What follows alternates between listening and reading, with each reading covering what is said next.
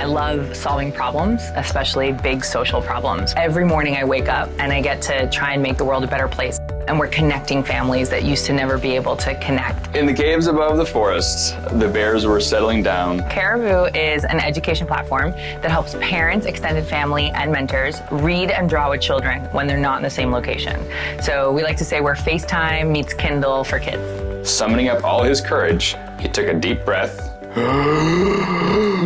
and stepped inside. Here's how easy it is to use Caribu. All you have to do is call your contact, and then as soon as they answer, you're in a real live video chat. So you can pick out a book and everyone can see what's happening on both sides of the screen.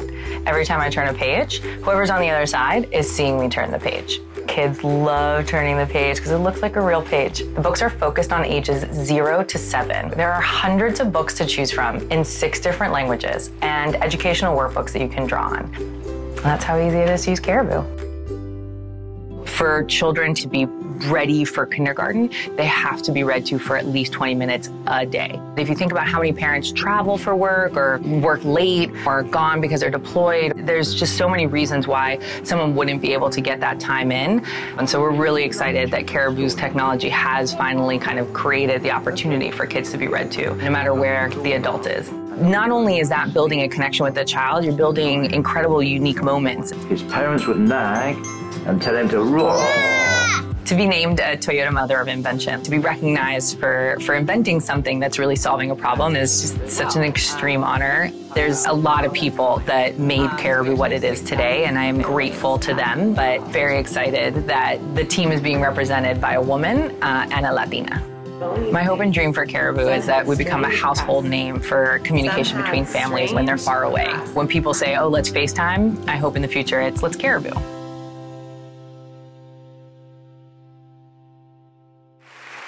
I'm ready to Caribu. Yeah. Are you ready to Caribu? Hello, everyone. I'm Sade Baderinwa from WABC TV, and thank you. It's such a pleasure to be here today, and certainly here with you, Max Tuchman from Caribu.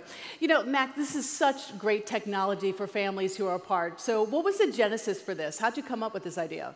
Yeah, so Caribu was born from us looking at a photo of a soldier trying to read a hardcover book to his daughter through a webcam. Right? It breaks your heart.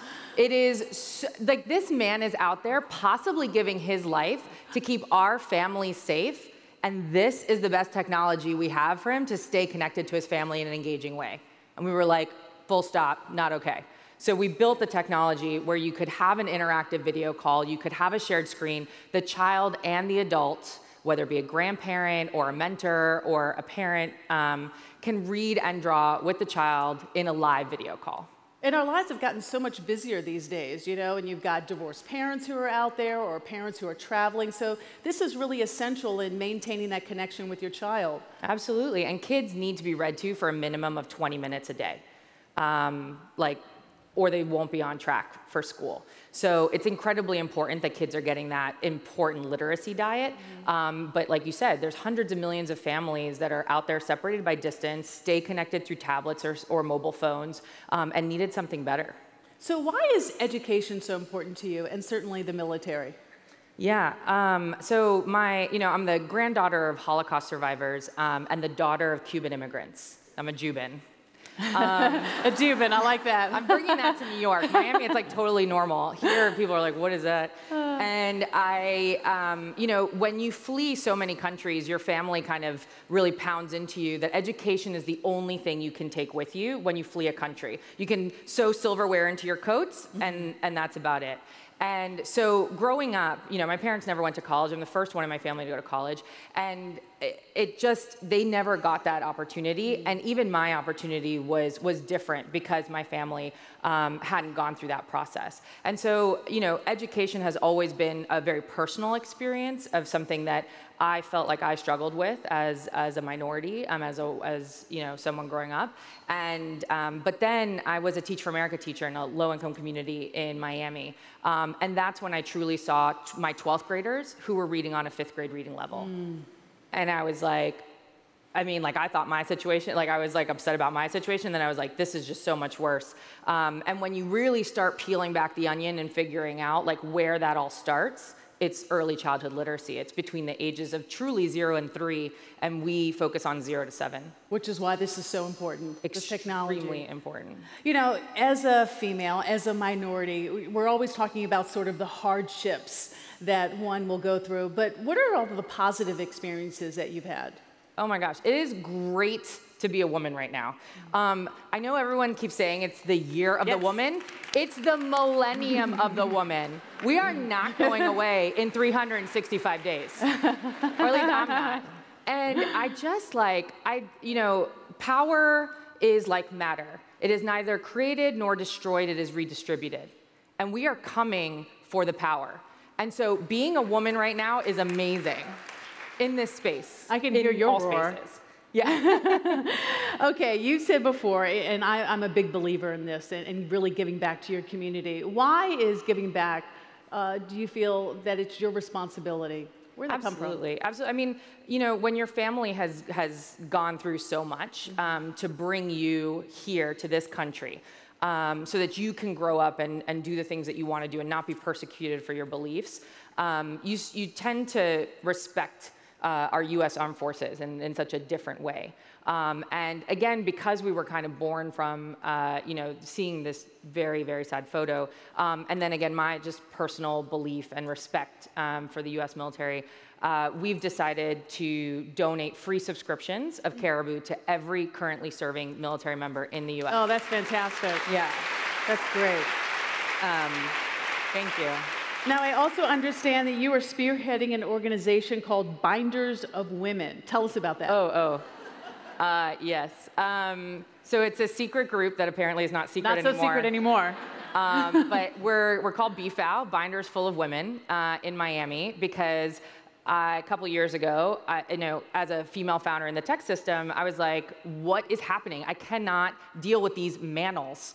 These like all male panels. It is literally statistically impossible to only have men on stage.